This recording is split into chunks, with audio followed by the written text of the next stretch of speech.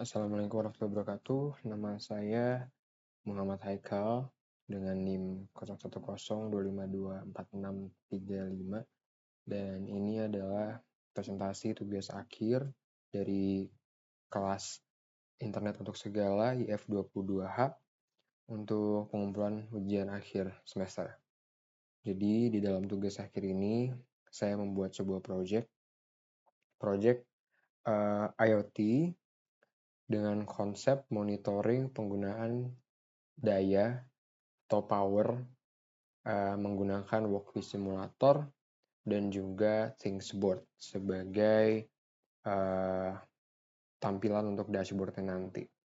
Jadi di dalam project ini, di dalam Workpiece, saya mensimulasikan beberapa hardware ya, kelistrikan yang umumnya digunakan di dalam rumah atau di kamar, seperti AC, kipas, lampu,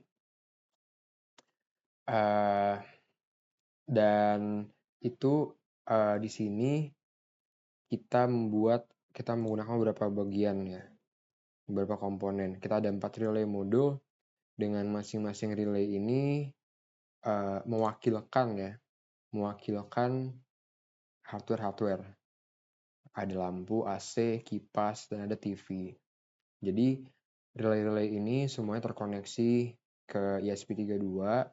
Lalu di sini juga ada potentiometer ya, untuk kita mensimulasikan perubahan dayanya, konsumsi dayanya. Seperti itu.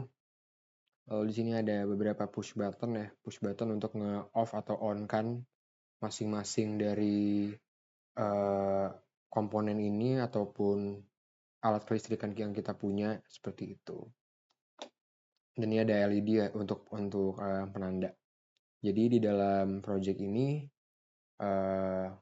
ada sedikit modifikasi yang saya lakukan berdasarkan panduan yang diberikan di e-learning, yaitu tambahannya adalah sebenarnya sesuai dengan apa yang saya cukup rasakan ya, suatu problem yaitu tidak dapat mengakses monitoring penggunaan biaya kelistrikan secara real time. Jadi terkadang sering kaget jika di akhir bulan itu mendapat tagihan listrik dan kaget gitu kenapa nilai bisa sebesar ini gitu mungkin ya. Jadi di sini saya coba untuk membuat fungsi untuk dapat menghitung total atau pengeluaran dalam rupiah berdasarkan jumlah watt atau penggunaan daya yang digunakan secara real time, dan kita menggunakan rumus dari tarif PLN per kilowatt per hour, seperti itu. Oke, jadi untuk simulasinya ini sudah on ya, jadi sudah sempat di restart juga.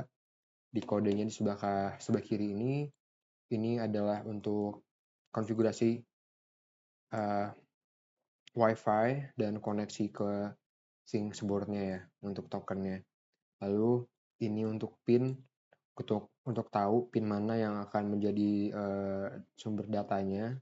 Lalu ada max watt, dan tarif PLN ini adalah parameternya yang akan kita gunakan. Lalu ke bawah itu adalah setup ya, ketika pertama di start simulasinya, dia akan mencoba connect ke Wi-Fi, lalu setelah connect dia akan coba connect ke Thingsboard, dan setelah connect ke Thingsboard akan ada function loop untuk menghitung nih secara real time.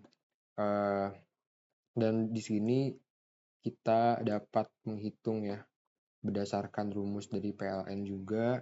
Sini kita bisa membaca nilai potentiometer, hitung daya simulasi, akumulasi energi atau totalnya, dan hitung pengeluaran. Seperti itu.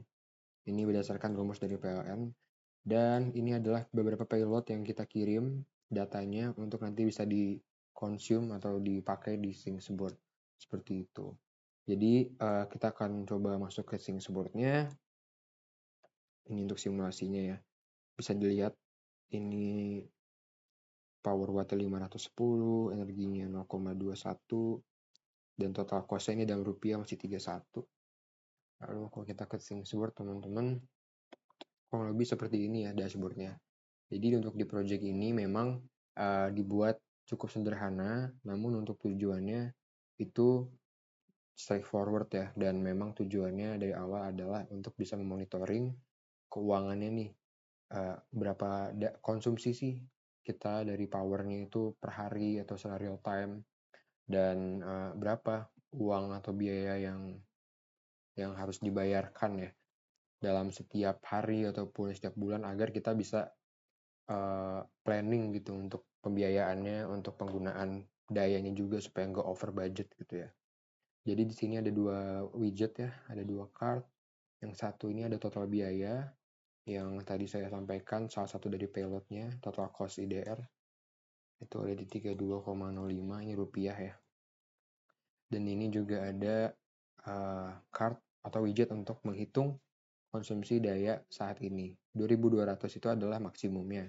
Untuk saat ini masih di 510 gitu. Ini untuk memonitoring jangan sampai penggunaan listrik di rumah atau di kamar itu melebihi kapasitas, supaya nggak terjadi apa-apa gitu. Kita akan coba untuk naikkan sedikit di potentiometernya. Nah, ini kita udah naikin dan bisa dilihat di sini untuk power wattnya dia naik ya. Dari 500 ke 1556. Energinya juga naik dan penggunaan untuk uangnya juga biaya juga naik ya, seperti itu. Dan ini juga langsung berubah di sini di ThinkSword-nya. Seperti itu.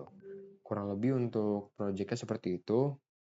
Nah, untuk laporan saya sendiri, saya menemukan beberapa hal-hal baru ya dalam proyek ini. Seperti contohnya, kalau dalam pertanyaan refleksi itu, tantangan terbesarnya itu awalnya adalah konfigurasi walkway-nya. Karena walkway-nya ini adalah project dengan komponen atau device yang terbanyak yang pernah saya gunakan sejauh ini. Namun dari sini saya pada akhirnya bisa mengatasi hal tersebut dengan sedikit riset, dan tentunya dengan bantuan AI ya, untuk mengetahui bagian-bagian itu terhubung kemana aja dan fungsi untuk apa aja gitu. Dan dengan saya mengetahui masing-masing fungsi dari komponen-komponen ini, saya bisa dengan mudah untuk mengetahui alur ataupun alur perpindahan data dan fungsinya masing-masing jika saya menyesuaikan sesuatu atau saya merubah sesuatu gitu. Lalu untuk pengetahuan baru, selain saya mengetahui komponen-komponen yang baru saya gunakan beserta fungsinya, saya juga bisa belajar untuk menggunakan Walkway ini untuk mengirimkan data-data yang berguna di ThinkSboard. Dan di ThinkSboard-nya ini saya juga baru mengetahui bahwa banyak sekali dashboard yang bisa digunakan untuk memvisualisasikan data dengan baik gitu. Lalu untuk nomor 4, jika project ini diterapkan pada dunia nyata, apa perubahan yang harus dilakukan? Yang jelas ya, untuk platform ini di dashboard sekarang itu masih di ThinkSboard dan masih sangat simpel dan sederhana. Dan untuk pengembangannya nanti saya harap ini dashboard bisa diakses secara mudah, seperti di aplikasi handphone ataupun di widget di HP-nya masing-masing gitu. Karena yang penting adalah tujuannya ini untuk akses yang mudah dan cepat gitu, dan di mana aja bisa dipantau. Karena itu tujuan dari project ini, yaitu untuk memantau konsumsi daya dan total biaya yang keluar terhadap konsumsi daya tersebut secara real time, seperti itu. Lalu untuk keputusan terpenting, karena saya sendiri, jadi saya mengambil keputusan berdasarkan keinginan saya pribadi ya. Namun keputusan terpenting adalah menentukan tampilan dashboard yang tidak kompleks, namun tetap dapat mendeliver inti-inti dari project ini atau informasi-informasi utama yang diharapkan dapat sangat berguna untuk orang-orang, seperti itu. Dalam project ini juga masih bisa dikembangkan ya beberapa widget lainnya untuk memonitoring hal-hal lain, namun untuk saat ini saya rasa dua hal ini adalah hal yang paling terpenting. Gitu. Kurang lebihnya seperti itu untuk presentasi saya dan proyek saya untuk tugas akhir ini untuk di UAS. Kurang lebihnya mohon maaf. Assalamualaikum warahmatullahi wabarakatuh.